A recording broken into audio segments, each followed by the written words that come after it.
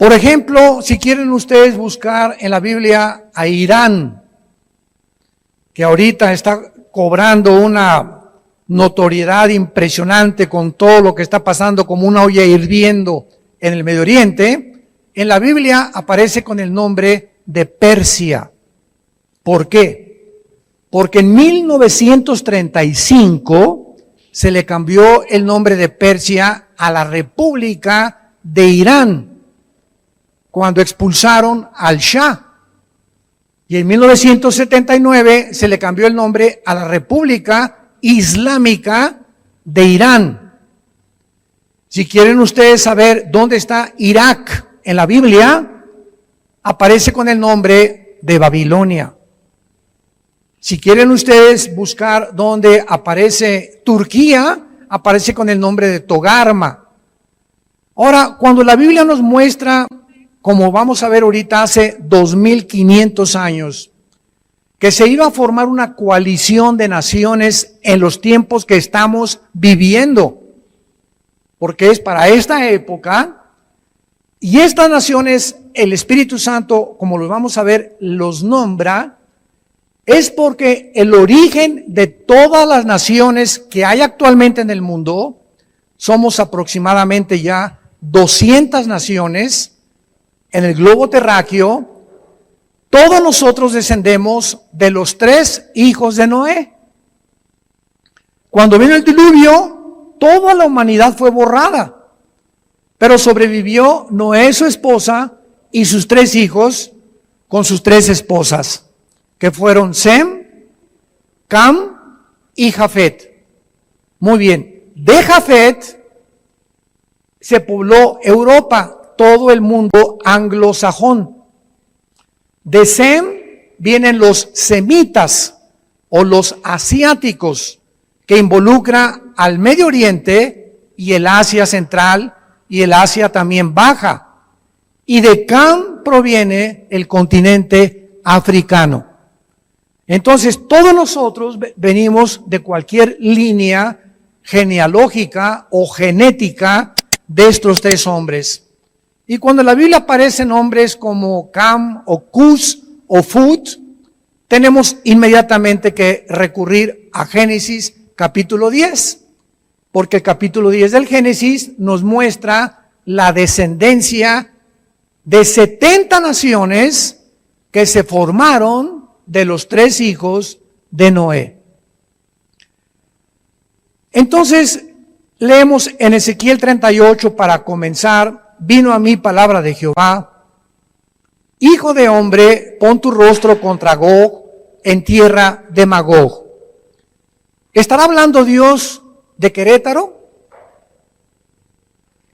¿Estará Dios hablando de Atlacomulco o de México cuando dice Magog?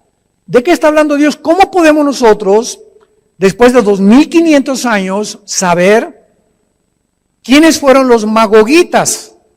Bueno, aunque el nombre se cambió, la región geográfica de los magogitas nos la dan los historiadores. Los magogitas descienden de los escitas y conquistaron después, o fueron conquistados por los godos, los cuales eran germanos.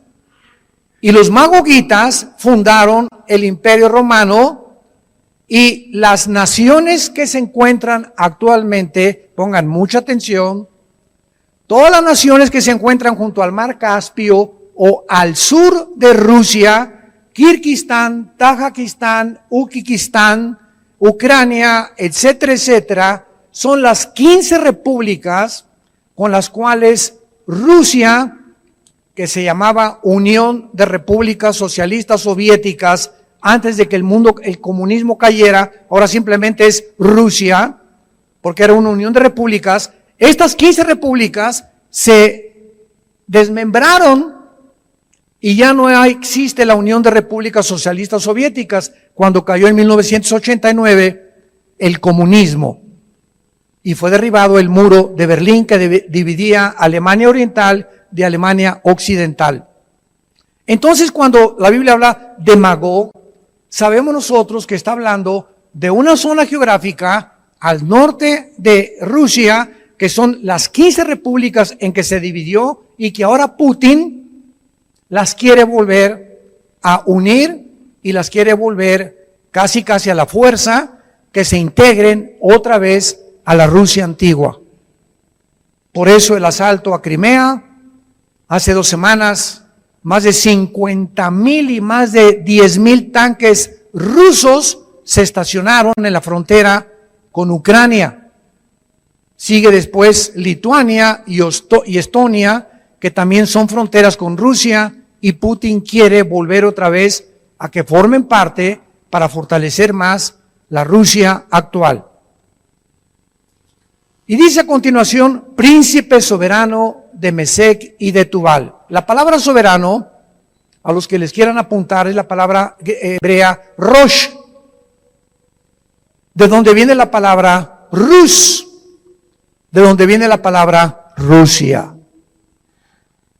Entonces vemos aquí un grupo de magogitas que están junto al mar Caspio, en sur de la Rusia actual, y ya el Espíritu Santo nos muestra que es Rusia con el nombre de Rosh en el hebreo, príncipe de Mesec y Tubal, y profetiza contra él. Este capítulo comienza con una advertencia de Dios a estas naciones, hace 2,500 años. Así ha dicho Jehová el Señor: estoy contra ti, Gogo. La palabra Gog en el hebreo significa líder, capitán, comandante, jefe o dirigente. Entonces vemos aquí a un líder llamado Gog que está encabezando una coalición de naciones que vamos a ver a continuación. Estoy contra ti, Gog, príncipe soberano de Mesec y de Tubal. Te quebrantaré y pondré garfios en tus quijadas. Te sacaré a ti y a todo tu ejército, caballos, jinetes, de todo en todo equipados, gran multitud, con paveses, escudos, teniendo todos ellos espadas. Y en los próximos 2 versículos, hace 2,500 años, se nos muestran las naciones, señores ateos que nos visitan, historiadores escépticos, asépticos, que están tratando de dudar de la Biblia y que necesitan evidencias históricas, geográficas, paleontológicas para demostrar que la Biblia es un libro que verdaderamente solo Dios pudo profetizar y escribir lo que se encuentra dentro de este volumen de literatura impresionante. Vean ustedes que son las naciones que desde el año pasado se unieron, dándonos a entender qué cosa, que realmente nos encontramos en la última generación o en la última etapa de la historia humana. Persia, versículo 5, póngale ahí, Irán, Cus y Fut. En Génesis 10 son los descendientes de Cam, que son las naciones de Sudán y de Libia. Todos ellos con escudo y yelmo. Gomer, que es Alemania. Qué interesante. Y todas sus tropas, la casa de Togarma, que es Turquía. De los confines del norte y todas sus tropas y muchos pueblos contigo, prepárate y apercíbete, tú y toda tu multitud que se ha reunido a ti, y sé tú su guarda. 1989-90 cae el comunismo como ideología. No duró más de 80 años en el siglo pasado. Comenzó en 1917 con la revolución bolchevique con Lenin, que tomaron el libro El Manifiesto Comunista de Carlos Marx y Federico Engels y comenzaron a aplicar la filosofía de Marx y de Engels y la llevaron a una revolución que Rusia se prestaba, porque Rusia estaba gobernada antes del comunismo por los famosos zares. El último zar, Nicolás II, habían llegado a oprimir al pueblo, que se conoce dentro de la ideología del comunismo como el proletariado, los habían oprimido de tal manera que ya estaban hartos de que les coartaron la libertad, no había expresión, en fin, ¿verdad? Pues se levanta Lenin, organiza la revolución, convence de matar al zar Nicolás II y a toda su familia la mataron. Y a sus 5 o 6 hijos chiquitos que tenían todavía. Y se acabó la época de los zares de Rusia, con el famoso Rasputín, que en las películas lo han visto ustedes, que era un brujo que tenía relaciones con la esposa del zar y que además fungía con milagros de sanidad en muchas personas del Palacio Real. Viene la revolución de Lenin y hasta 1989 el comunismo compite contra el capitalismo, contra el libre mercado, contra las democracias. Y simplemente en el siglo pasado, la ideología del comunismo es la culpable de más de 150 millones de muertes.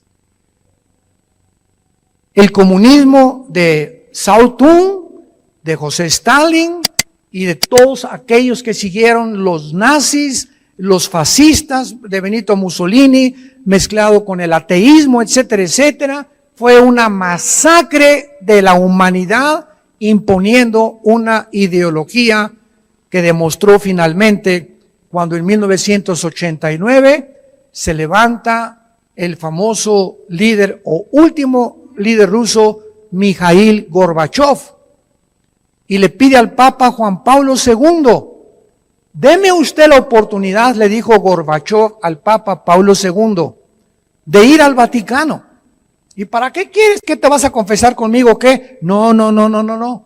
Quiero mandar un mensaje al mundo desde el Vaticano porque usted representa a más de 1.500 millones de fieles que se llaman católicos y quiero que este mensaje lo oiga el mundo.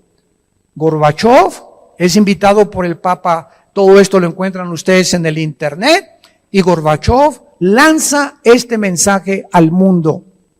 El comunismo fracasó por 2 razones. Una, sacamos a Dios de Rusia. 2, nos aislamos del mundo capitalista. Y desde 1981, dice Gorbachev, hasta 1989 que cayó el comunismo, durante los últimos casi 10 años, Rusia vivió una farsa. Una apariencia de que éramos poderosos. No es cierto, nos estábamos muriendo de hambre. Y escribe Gorbachev un libro famoso que se llama La Perestroika. Les recomiendo a los estudiantes que los están contagiando con el socialismo moderno, que lean ustedes y abran los ojos para que se den cuenta qué fácil somos engañados. ¿Y por qué lo digo? Porque yo pertenecí al Partido Comunista Mexicano. Yo fui perseguido antes de ser cristiano por mi ateísmo, mi darwinianismo, mi materialismo, mi humanismo, porque me convencieron a los 18 años de edad de que era la respuesta para acabar con los gobiernos que oprimían al pueblo y luchar contra una revolución social y una revolución armada, y ya estaba listo irme a Cuba para que me entrenaran, etcétera, etcétera, y regresar a México y comenzar como el Che Guevara, y tenía el Che Guevara arriba de mi cama, y estaba convencido que eso era lo que Dios quería para mi vida, porque no conocía al verdadero Dios. Hasta que a los 28 años mi hermano Alejandro, el papá de David, su nuevo pastor, mi hermano Alex, me dijo, quiero llevarte con un hombre, con un misionero, que se llama Emilio Anderud, que te hable de Dios. Yo le dije que ya estoy harto de la religión. Es una farsa las religiones. Y me dijo, no te llevo a que tú aceptes una nueva religión. Quiero que conozcas a un hombre que no es religioso, que se llama Jesús. ¿Cómo que no es religión? No, Jesús no vino a traer ninguna religión, me dijo mi hermano. Vino a que tú puedas abrir su corazón y que lo comenzaras a seguir y que descubrieras que Él es la respuesta del sentido que tu vida está buscando. 1974, este año cumplo 46 años de cristiano y 43 de ministerio. Este año cumplimos 43 años de predicar este evangelio. Así que no te estoy dando una nueva teoría, una nueva filosofía. Tengo 43 años de estudiar este libro. Caí de rodillas, febrero de 1974, lleno de lágrimas. Me había propuesto jamás llorar en mi vida. Porque me dijo mi papá, los machos no lloran. Y no lloraba y guardaba todo y las muertes que tuvimos en la familia y las cosas que sufrí.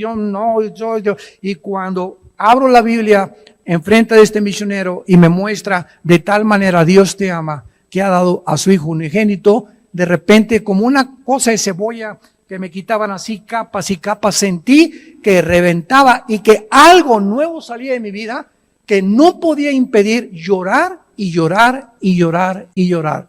Media hora estuve hincado enfrente de mi hermano y este misionero pidiéndole a Dios que me perdonara y tuviera misericordia de mí.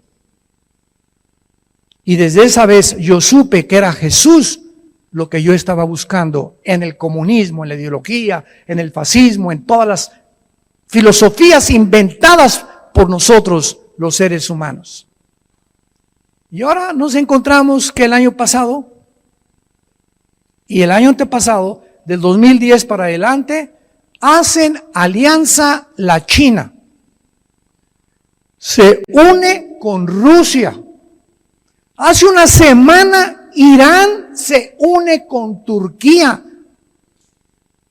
Y Turquía se une con Sudán y con Libia, las naciones que hace 2500 años escribió el profeta Ezequiel que formarían la coalición que se vendría, como lo vamos a ver, en los tiempos que estamos viviendo.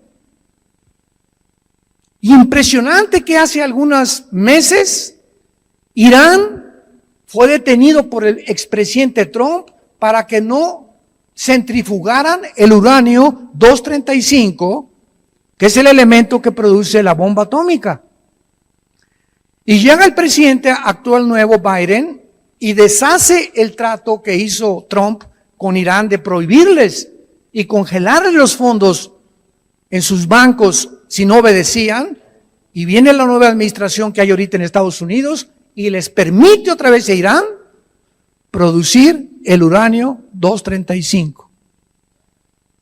Y ahora Irán, tenemos ya 1 o 2 meses encabezando los periódicos y bombardaron. Hace 2 días los sirios mandaron un misil. Se están fortaleciendo los iraníes porque ellos sostienen al grupo Hezbollah, que se llama el Partido de Dios en árabe, y que están en el Líbano teniendo su base con más de 150,000, escucha, 150,000 cohetes tiene el grupo terrorista Hezbollah apuntando a Israel. ¿Por qué no han atacado a Israel? Junto con Siria, junto con Egipto y contra Jordania, porque Jordania y Egipto tienen un tratado con Israel todavía. Se unió Marruecos y se unió Bahrein, nación árabe. Pero al mismo tiempo, en este momento, Israel tiene el ejército más poderoso del mundo. Oiga, ¿cómo? Si es una cosita así, es una chinche geográfica, Israel chiquitita, Egipto grandotote, y Siria grandotote, y Rusia grandotote, y la China más. ¿Cómo puede tener Israel el ejército más poderoso del mundo? Porque la tecnología militar que tienen los israelíes no la tiene nadie. La aviación israelí, desde 1948, que se independizaron como nación libre y soberana, la aviación israelí es insuperable. Ni los MiG rusos, ni tampoco los Falcon de Inglaterra, ni los F-15 de Estados Unidos. Ahora tienen el F-35, que es el avión de combate más poderoso del mundo, y tienen más de 75 F-35. Y todas las bases de la aviación israelí la tienen debajo en subterráneos. Y tú vas a Israel y de repente oyes como el ruido ensordecedor de los F-35. ¿Y ¿de dónde salieron? ¿En qué aeropuerto están? Están escondidos debajo de la tierra. Impresionante. Entonces, ellos saben que en cualquier momento o cualquier bomba que maten y el escudo que tienen para impedir que vengan bombas en contra de ellos es el escudo que Estados Unidos ha levantado en el sur de California y en Nueva York y en el área este de Estados Unidos, enfrente del mar Atlántico. Ahora, ¿cómo sabemos que estas naciones que acabamos de enumerar son las naciones que vendrán en el tiempo que vivimos contra Israel? Israel en 1948, que fue y se formó como una nación en un día Israel se formó como una nación. Desde 1948 los Estados Unidos de Norteamérica la han protegido. Hasta el presidente Trump. Ahora que ya se fue el presidente Trump republicano, el nuevo gobierno que entró, este gobierno que está ahorita en Estados Unidos, nadie lo hubiera imaginado. Nadie hubiera imaginado que el país que enarboló la bandera de la democracia y la libertad, Estados Unidos de Norteamérica, y que fue un modelo para el capitalismo, la democracia de cientos de naciones, cambió así como un camaleón de piel, y ahora la nueva administración que está en Estados Unidos es un gobierno socialista. Socialista. El socialismo en Estados Unidos. ¿Quién se imaginara hace 3 o 4 años que pudiera este fenómeno suceder?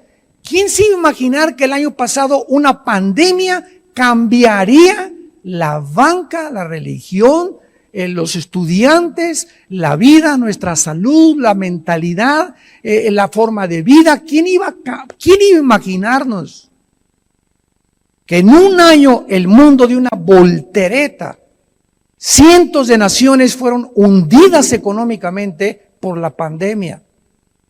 Cientos de instituciones de negocios, restaurantes, ahorita simplemente supe que en la Ciudad de México hay más de 4,5 millones de hectáreas desocupadas, de edificios, de patios, que nadie quiere, que se salieron, que tienen miedo por volver otra vez a rentarlos o hacer ningún otro movimiento. ¿Quién se iba a imaginar esto? ¿Quién se iba a imaginar ahorita ver al mundo con este bozal en la cara? ¿Quién nos íbamos a imaginar de esto? Nadie. Y ahorita tú entras al restaurante y en la puerta te dicen, pase, no sé, por una cochinada que no te hace nada poner los pies ahí, porque el virus no anda brincando en el aire. Lo que anda brincando en el aire es una especie de ADN que no tiene vida. El virus cobra vida cuando entra a tu organismo, se conecta con una célula y vive. Entonces no anda volando por ahí el virus del COVID-19 en el aire, y hace 3, 4 días la Organización Mundial de la Salud lo acaba de declarar, que no está outdoors, no está en el medio ambiente, y nos dijeron que estaba en el periódico y desinfectado, y llegamos a la casa y quitarle la ropa y a la lavadora y echarle por acá y por allá. Una vez llegué a un restaurante, pagué con la tarjeta de crédito, me desanitizaron las tarjetas de crédito, Virgen del Socorro. Pero al llegar a la mesa, ya me quitaba y le decía al capitán de meseros, entonces en la mesa no hay virus, nada más de la entrada a la mesa, tápese. Y al llegar a la mesa, quítese la cosa esa. Le dije, ¿esto es un circo? ¿Es el Circo Soleil? ¿Qué está pasando en el mundo? Mi esposo y yo viajamos en aviones con 300 personas. ¿Cuál distancia social dentro del avión? ¿Y por qué antes de abordar el avión, distancia social y como pollos dentro del avión? Y si oye la voz al aterrizar, les suplicamos que al aterrizar guarden la distancia social. ¿No sabe si llorar o reír? ¿O qué hacer? ¿Qué es esto? ¿Es un circo? ¿Es una mentira?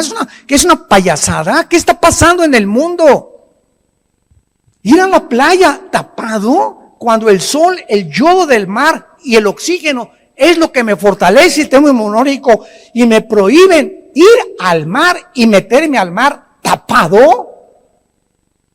Y esto sucedió hace 4 o 5 meses. Veía yo policías que entraban a sacar a la gente en el mar. ¿Por qué no traían el tapabocas? Por el amor de Dios.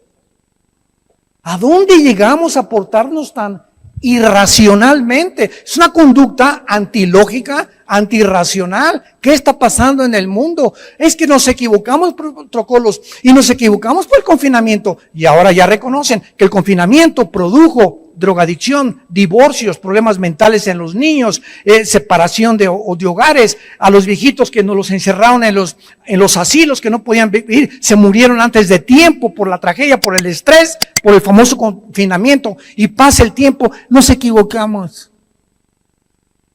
No funcionó el confinamiento y así cada mes que pasa nos damos cuenta que Dios ha enloquecido la ciencia de los que se creen sabios en este mundo. Y lo que sabemos, no lo sabemos como lo deberíamos de saber. Versículo 8. De aquí a muchos días, y aquí ya viene la explicación del Espíritu Santo, serás visitado al cabo de años.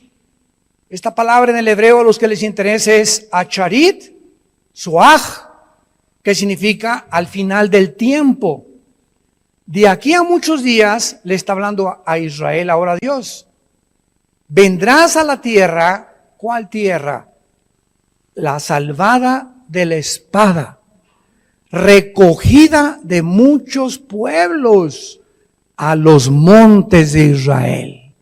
Ya no hay ninguna duda que está hablando que es el único pueblo que después de 1900 años de ser dispersados a todas las naciones del mundo, desde el año 70 después de Cristo, cuando los romanos no dejaron piedra sobre piedra de Jerusalén, los judíos en 1900 años no tuvieron religión, ni patria, ni gobierno, hasta el 14 de mayo de 1948, que se formó otra vez, resucitó la nación de Israel.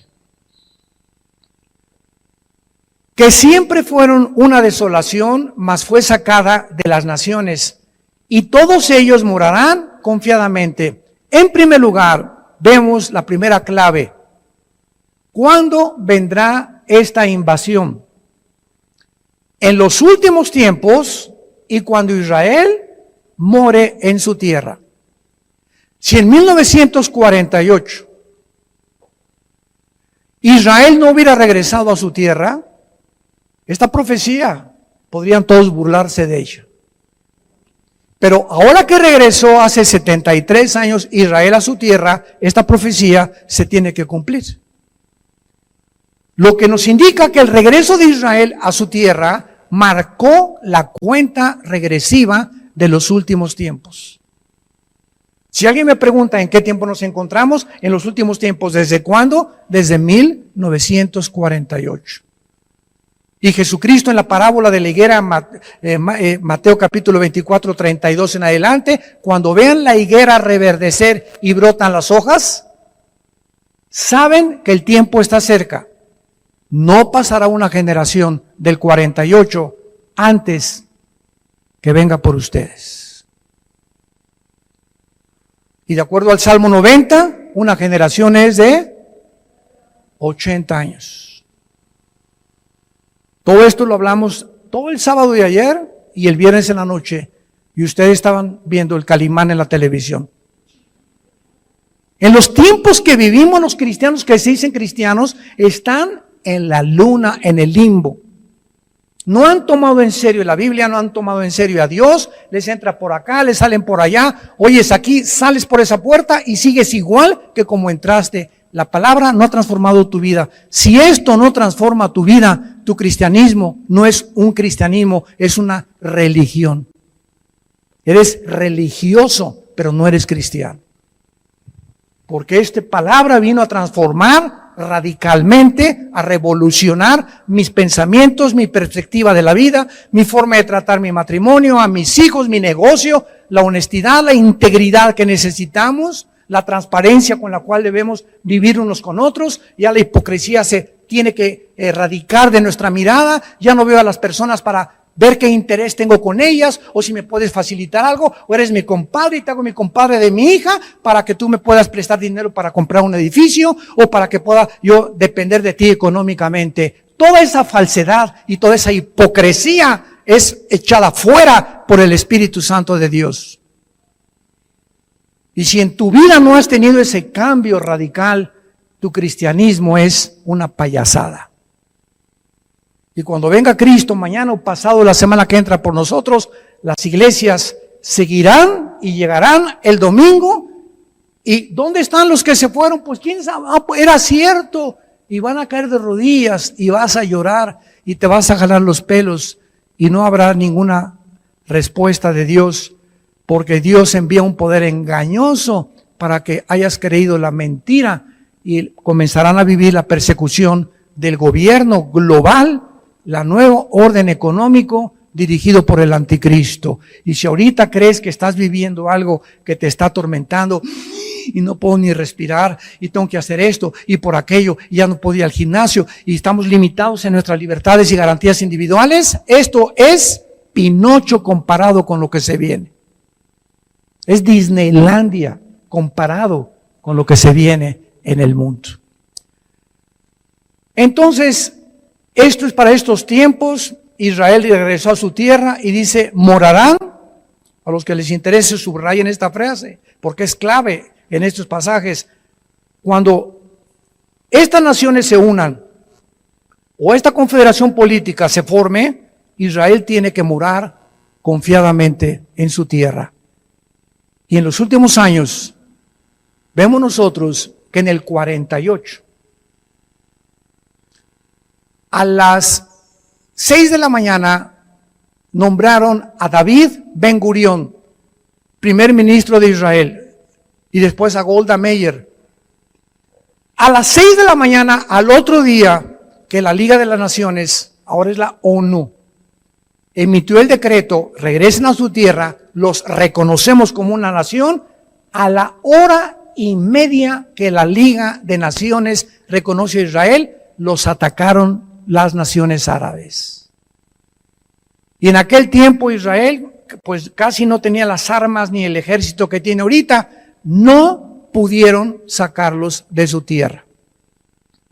1956 los vuelven a atacar otra vez. 7 de junio de 1967, la famosa guerra de los 6 días. El presidente Gamal Nasser de Egipto le habla al presidente de Jordania, al de Siria, al de Egipto y al de Líbano, por favor, unámonos, bloqueemos el canal de Suez y echemos a los judíos al mar Mediterráneo, extirpemos a estos ratones y a estas hormigas para siempre.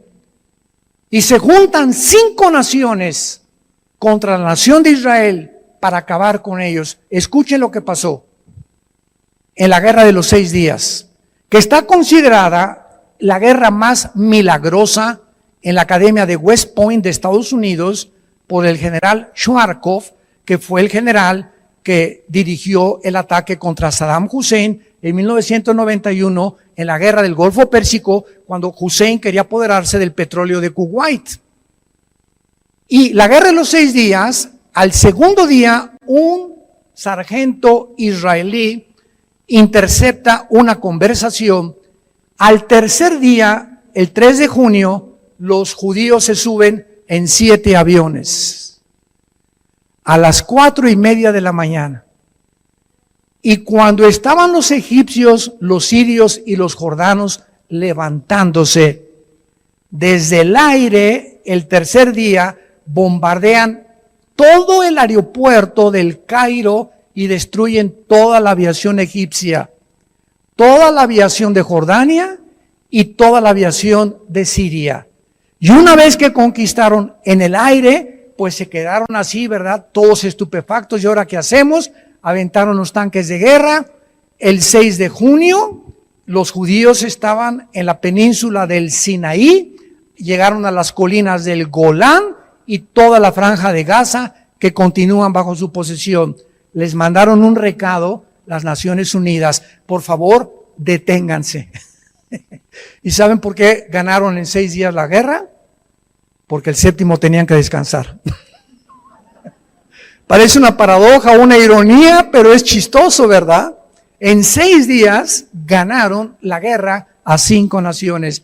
Y después vino del 73, la de Yom Kippur, tampoco los pudieron sacar. Y ya del 73 se levantó Yasser Arafat, el líder de la Organización para la Liberación de Palestina, para tratar otra vez de destruir Israel. Muere envenenado Yasser Arafat. No, él forma el grupo de Hamas, con Mahmoud Abbas ahorita ahí en la franja de Gaza, y hasta el 2021 no han podido sacarlos de su tierra, porque dice Amós capítulo 9, versículo 14 y 15, ha dicho Jehová que cuando yo lo regrese, nadie lo sacará.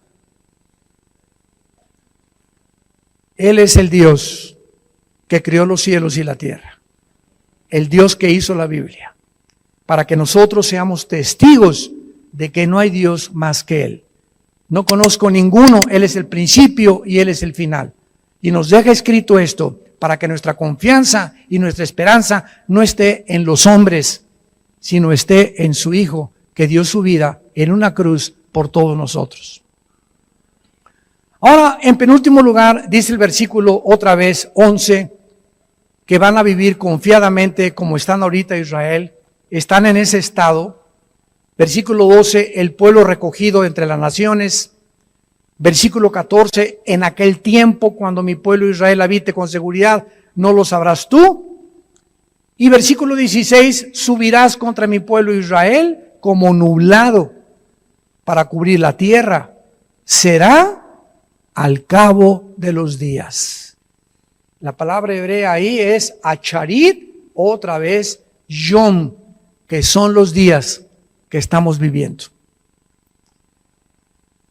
Y dice el versículo 19 en adelante que cuando llegue esta coalición de naciones, Rusia, Irán, Turquía, del sur, del norte, del este y del occidente contra nación, o sea, van a rodear a Israel, y ahorita ya esta coalición existe. Cuando ellos se acerquen a Israel para acabar con ellos, versículo 19, he hablado en mi celo, dice el Señor, que en aquel tiempo habrá gran temblor sobre la tierra. Los peces del mar, las aves del cielo, las bestias del campo se arrastrarán, y todos los hombres sobre la faz de la tierra temblarán ante mi presencia, se desmoronarán los montes, los vallados caerán y todo el mundo caerá a tierra. Dios va a impedir esta invasión finalmente, porque ella es casi el Armagedón, la tercera guerra mundial, cuando Él sobrenaturalmente, como lo hizo en la guerra del 67, impida que esa nación sea destruida. Y cuando venga todas estas muertes, porque van a ser millones de personas que en el valle del Megiddo o en el valle de Josafat van a morir, es interesante que dice el versículo 11 del capítulo 39, Ezequiel 39, 11, en aquel tiempo daré a Gog lugar para sepultura allí en Israel. El valle de los que pasan al oriente del mar y obstruirá el paso de los transeúntes.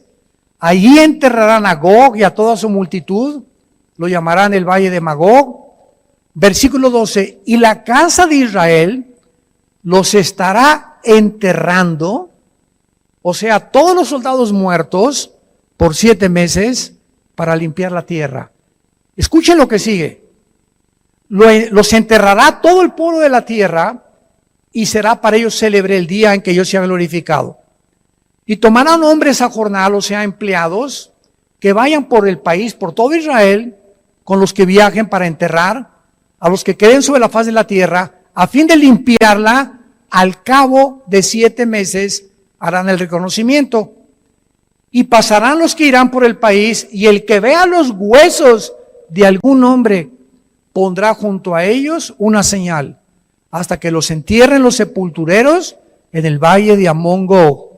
Dios está diciendo aquí, pregunta, ¿por qué hace 2500 años, cuando no se describía ni se descubría la guerra bacteriológica, ni los efectos de la radiación nuclear, todavía no se descubrían?